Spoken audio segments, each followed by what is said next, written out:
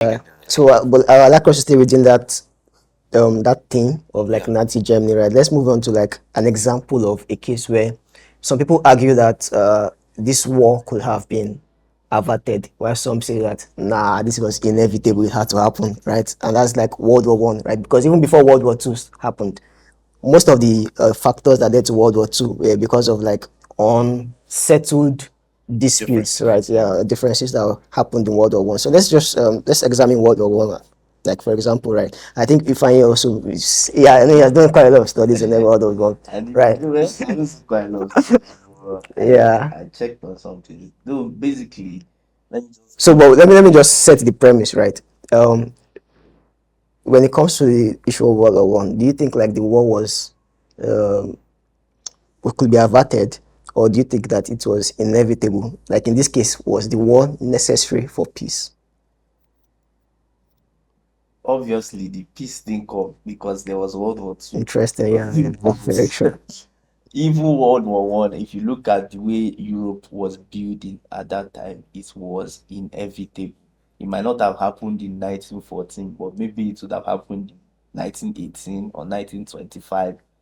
It was always going to happen because what was happening then was some empires were on the decline while some were on the up and coming. Yeah, Like Germany began to get stronger, the Russian Empire was disorganized. Um, the UK as at then were very strong colonialists. They had a lot of colonies all over Africa yeah, and Asia. Same with the US and then France also. So a lot of these major world powers, they knew that at some point the civilizations were going to clash. So even what started the war again was inevitable, but at the same time, negotiations could have pacified some countries. Though the war was always going to come if you look at how the countries were. So what happened was, as at that time, there were a lot of alliances.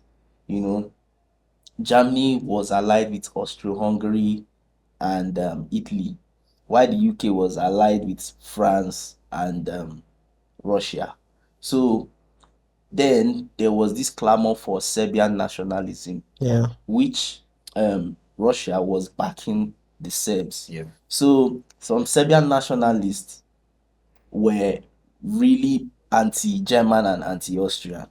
So Austro-Hungary, which had the backing of Germany, didn't really like the Serbs. They didn't really want a strong Serbian state per se.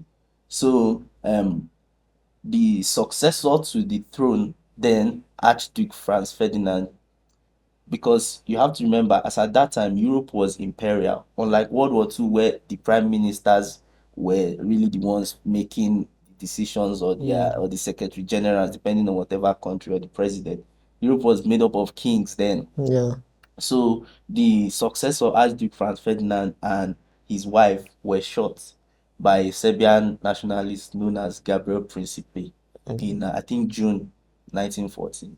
So um Austria-Hungary wanted Europe to condemn the killings a bit more strongly, but a lot of the European powers, they were like, sorry, it happened. That was their attitude. And then a lot of people in the Serbian newspaper dailies and media didn't really um try to, be apologetic about it. Even the investigations and whatever they did into the um murder were concluded very, very early. So um Austria came together, met, and were like, no, I think we're going to deal with these guys, Imperial Austria at that time. So, but they knew they were going to risk the wrath of Russia. So, and then this person's allies are going to attack you, that kind of cycle. But they needed, Austria needed the backing of Germany. So things like that. And Germany was an up and coming superpower who were itching for the Glory, yeah. glory or situation, I would say, Yeah. to exert their dominance at some point. So what was coming maybe with Germany or with a superpower at some point, because they wanted to be a superpower and they were itching for that moment. So when Austria declared war on Serbia, the Russians were going to back them, and Germany, who wanted the war all along, declared war on Russia, who were friends with the UK and um, France. So basically, everybody in Europe starts fighting and going up against each other. And then the guys in America later joined them, majorly actually due to, as we said, the causes of war, ideological differences. They didn't want Germany to be in charge of Europe. And another thing too was US at that time began to be the growing superpower. They were coming. So, and another thing that was there was they were loaning a lot of money then to the UK and France. So they knew if Germany had conquered those countries, those loans weren't going to be paid. Yeah. So their money was at stake. Skull. Yeah, and a lot of people too were making money from those war and I mean, those arming guys. the countries and all of that. So a lot of things came in. They didn't go into the war that early because Woodrow Wilson, who was the president then, he had an election coming. Yeah. So he had an election, I think, in 1916. So they now joined the war in 1917 when he was sure of his place. So that's basically what happened in World War. So when you look at it like retrospectively, Yeah. were there some things that maybe the Serbians or the Germans or the Austro-Hungarians could have done, could have Yes, maybe the averted this? Serbians were a bit more apologetic towards Austria-Hungary. But then again, those guys had been itching to get one at the Serbians because they just wanted to curb them at all means. So eventually something else was going to trigger. Even I think before the war eventually commenced, Austria-Hungary sent I think an ultimatum to Serbia to be replied within 48 hours, and about 10 or 14 of what they sent, a few of the requests were very very humiliating, and they sent it for the purpose of those things to be humiliating so that the Serbians would not agree and Agree with you. eventually they would go to war. So those So they were so itching for they war. were itching for war basically because they wanted to, but at the same time they also hoped the war would be quick.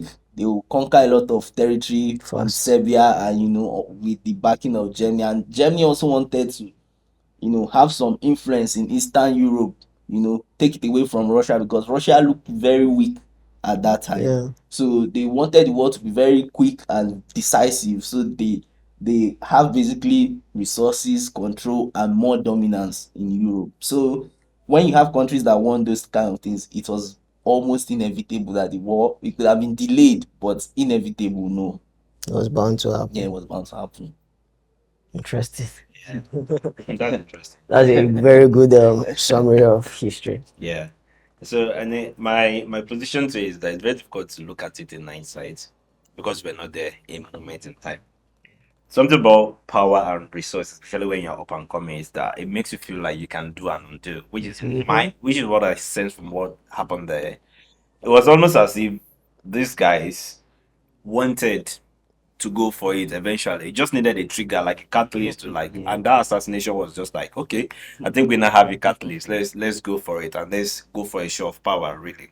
And of course, Germany was really itching at that domination at that point in time, and so they kind of go for it. And whether it was necessary or not, it's not like was almost certainly going to happen just because of that. Okay, let's see. It seems we have weaponry now, we have resource now, we should be able to subdue these people. And that has always been the case throughout history. Like when people try to invade new person, I mean, look at all these emperors that we've always had.